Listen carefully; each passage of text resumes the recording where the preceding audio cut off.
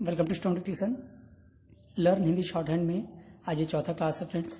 और आज हम लोग जो कल नियम पढ़े थे उसके आगे के नियम पढ़ेंगे। तो इसमें जो है हुक मात्रा के नियम कैसे लगते हैं वो हम लोग देखेंगे। तो इसमें पहला नियम है, किसी भी खड़ी या पड़ी लकीर में हुक मात्रा बाएं आने पर बाएं की तरफ ऊपर की ओर मिलाते हैं। यानी कि कोई व्यंजन है, अगर उसके पहले हुक मात्रा आती है, मतलब ई, बड़ी ई या छोटा ए का उच्चारण होता है किसी व्यंजन के पहले, तो वो बाएं तरफ ऊपर की ओर मिलाई जाएगी।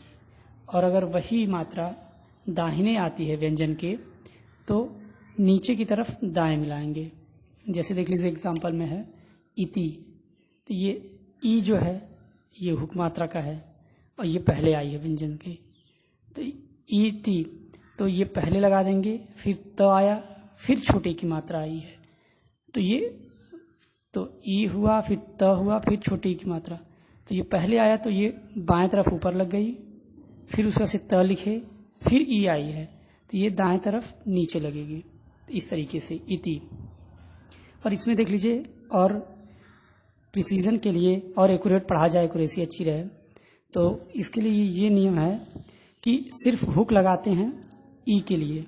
और अगर बड़ी ई है, वैसे तो ई दोनों का प्रोनाउंसिएशन एक है, बस थोड़ा सा उच्चारण की टाइमिंग में डिफरेंस होता है, थोड़ा देर तक बोलते हैं बड़े ई को। लेकिन और अगर प्रिसीजन चाहिए तो इसके नीचे डैश लगा देते हैं छोटा सा हुक के आगे, तो वो बड़ी ई को सूचित करता है, इंडिकेट करता है। और अगर डॉट लगा देते हैं तो वो ए को सूचित करता है। ठीक, तो इस चीज़ से ज़्यादा परेशान नहीं होना है, ये आगे काम आएगा और ये धीरे धीरे याद भी हो जाएगा प्रैक्टिस से। और एक चीज़ और देख लीजिए, जो नीचे से ऊपर लकीरें जाती है उसमें ल है और र है, इसी तरीके से अंग भी बनाते हैं। तो जो र होता है उसी में नीचे डॉट लगा देंगे, तो वो अंग को सूचित करता है। ये छोटा सा है। और इसमें देख लीजिए हुक जो मात्राएं हैं कैसे आती हैं, इसके भी 3 स्थान होते हैं, प्रारंभ में, मध्य में और अंत में। जैसे अंडाकार और वृत्ताकार मात्रा में आती थी। तो इसमें देखिए जो खड़ी लकीरें हैं इसमें ऐसे लगता है, बाएं की तरफ ऊपर, फिर उसका से बीच में आता है तो फिर दाएं चला जाता है, फिर ऐसे क और प वर्ग में। फिर आड़ी या पड़ी, तो इसमें ऊपर लगता है और फिर ये नीचे आ जाता है, जो अभी मैंने नियम में बताया है। और जो ऊर्ध्वगामी लकीरें होती हैं वही ल, र और अंग, तो इसमें बाएं की तरफ नीचे से शुरू होता है और ये ऊपर से आता है। तो ये आप जब प्रैक्टिस करेंगे, लिखेंगे, तो ये आपको याद हो जाएगा। और ये नियम नेक्स्ट अगला ये है कि यदि ई या उ 2 विभिन्न दिशाओं में जाने वाले रेखाक्षरों के मध्य में आए तो ये स्वर नहीं लिखे जाते, परंतु यदि इन स्वरों के पूर्वगामी व्यंजन र या अंग हो तो ये स्वर लिखे जाएंगे। मतलब ये कहने का है कि जैसे तिल है, तिल में ई आ रहा है, ई है, फिर त है, फिर ल है, तो एक तरफ ई आया, फिर ये ल आ रहा है, तो तिल। इसमें ये जो है 2 विभिन्न तरफ दिशाओं में जाने वाले हैं, एक इधर जा रहा है, एक इधर जा रहा है, तो इसमें ये छोटी की मात्रा नहीं लिखेंगे। या फिर अगर ये देखिए ब है, उ है, फिर ल है, तो उ की मात्रा आ गई, इसमें ब इधर जा रहा है और ल इस साइड जा रहा है, तो ये भी डिफरेंट डायरेक्शन में जा रहा है, विभिन्न दिशा में जा रहा है, तो इस मात्रा को भी नहीं लिखते हैं, ये कहा गया नियम है। लेकिन अगर इसके पहले जो है, अगर ये र आता है, इन स्वरों के पुरोगामी व्यंजन में र या अंग हो, तो इसमें देखिए गरिल में ये ल है और ये ग है, तो ग इधर आ रहा है, ल इधर जा रहा है, लेकिन इस ल के पहले र है या अंग होता तो ये मात्राएं लिखी जाएंगी। ग हुआ, र है, छोटी है, फिर ल है, तो इस ल के पहले ये आ तो रहा है, तो नियम के हिसाब से नहीं लिखा जा सकता, लेकिन इसके पहले र है तो लिखा जाएगा ये, तो ये हो जाएगा गरी, ये ल, तो ये ई की मात्रा लगी हुई है हुक। और फिर इसी तरह देखिए तड़ित, इसमें अंग है तो इसमें भी लिखा जाएगा, ये मात्रा देखिए यहाँ हुक है, तो ये हुक की मात्रा यहाँ लगी हुई है। तो ये आपको धीरे धीरे प्रैक्टिस से याद होगा। अभी आगे चलते हैं। देखिए, और एक और नियम है कि र नियम में ये आता है, लेकिन मैंने इसको यहाँ बता दिया, अभी र नियम इसके बाद है। कुछ स्थानों को छोड़कर ऊर्ध्वगामी व्यंजन जो ल, र होते हैं को मोटे नहीं किए जाते, परंतु यदि ल में र जोड़ना हो तो र की रेखा की लंबाई को ल के साथ जोड़ दिया जाता है। से ल र, तो ल में र को जोड़ देंगे तो वो लर हो जाएगा। उसी तरह से ल में अंग जोड़ देंगे तो वो लड़का जैसे लिखना हुआ तो उस तरह से करके ये हो जाएगा। जैसे झालर है तो ये झा लिखे और लर, ल में र को जोड़ दिए, थोड़ा लंबा हो जाएगा उसका साइज, तो ये झालर हो गया, कॉलर हो गया। अब ये नियम उतना जरूरी नहीं है लेकिन मैंने लिख दिया है, इसकी कोई खास ज़रूरत नहीं है, तो इसको आप न आते हैं तो भी चलेगा। ये भी कोई खास नियम नहीं है, बस इसमें थोड़ा सा ध्यान देने की चीज़ ये है कि अगर कोई सस या स के बाद खड़ी लकीर आती है क या प वर्ग से, तो वो जो हुक मात्रा है उसमें बाहर की तरफ लगेगी। वैसे हुक मात्रा अंदर की तरफ लगती है। कल मैंने बताया था वक्राक्षर में सम सन सड़ या म मम, इस सब में अंदर की तरफ लगती है मात्रा है, लेकिन हुक मात्रा क्या है कि बाहर की तरफ लगती है। ये अंदर ना लग के ये बाहर लगेगी अगर कोई खड़ी लकीर आती है स और सस के बाद, क्योंकि ये ऐसे ही सुविधा होगा बनाने में, तो सुविधा अनुसार ही किया जाता है इसको। अब चलिए देखते हैं कि र नियम क्या है, इसमें र को कैसे जोड़ा जाता है।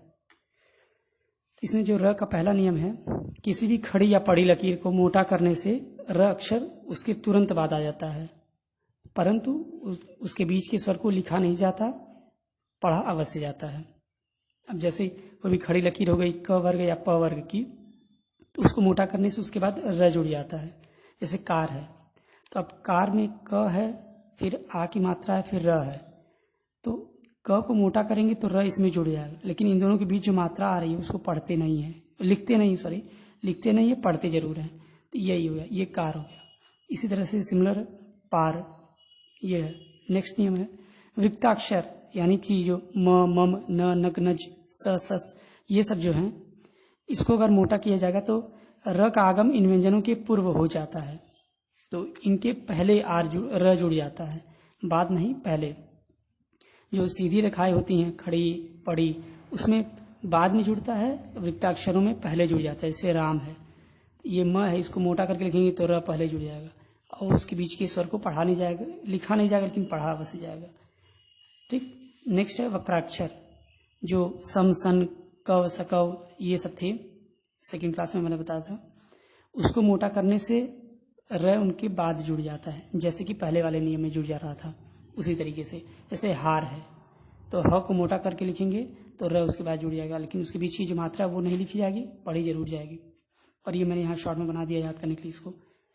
विक्ताक्षर में मैंने बताया था, वक्राक्षर में सारे बता दिए थे, उसमें जो पर्टिकुलर ये सारे हैं इनको वृत्ताक्षर कहते हैं। जो मम है, म है, नग्न और अण को भी वही उसी से डिनोट करते हैं।